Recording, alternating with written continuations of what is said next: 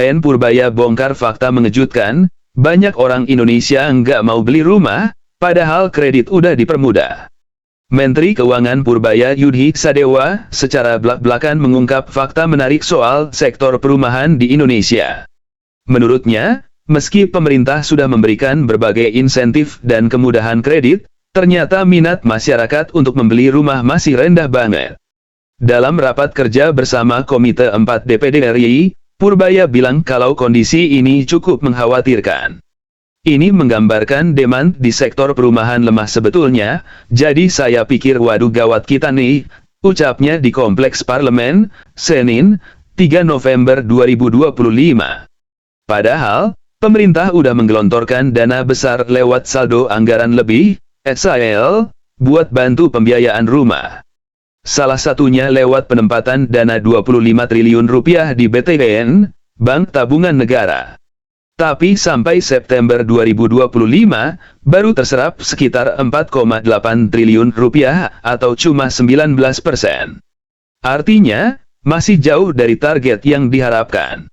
Enggak cuma BTN, 5 bank anggota Himpunan Bank Milik Negara, Himbara, juga dapat suntikan dana total 200 triliun rupiah buat mempercepat penyaluran kredit.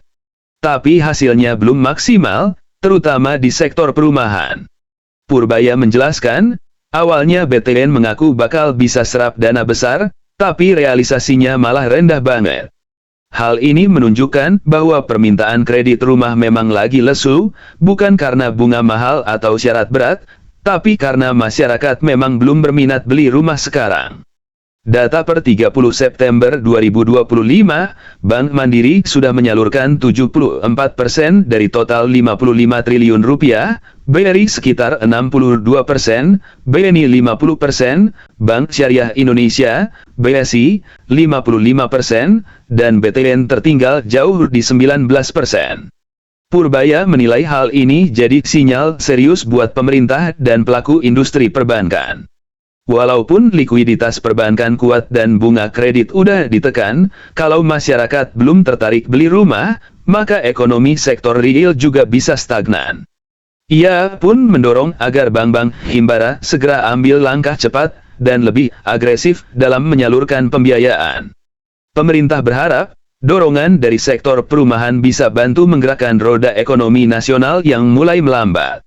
Sebagai catatan, sektor perumahan sering disebut sebagai lokomotif ekonomi karena memiliki efek berganda terhadap sektor lain seperti bahan bangunan, tenaga kerja konstruksi, furnitur, hingga jasa keuangan.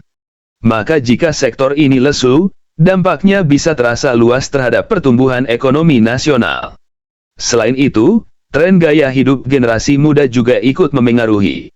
Banyak anak muda kini lebih memilih menyewa apartemen atau kos karena mobilitas tinggi dan belum merasa perlu memiliki rumah permanen.